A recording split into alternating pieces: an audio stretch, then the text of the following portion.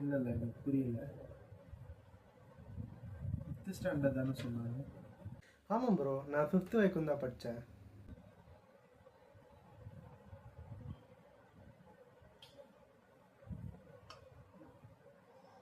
சுத்தம் கிழிஞ்சது கிருஷ்ணகிரி.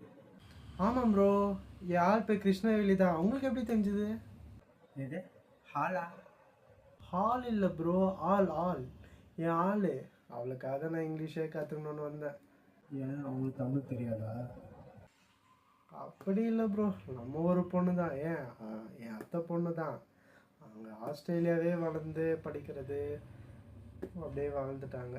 அதனால் அவங்களுக்கு இதெல்லாம் ரொம்ப தெரியாது, தமிழ்லாம். சரி, அதான் அவங்களுக்கு அதான் இங்கிலீஷ் கற்றுக்குது.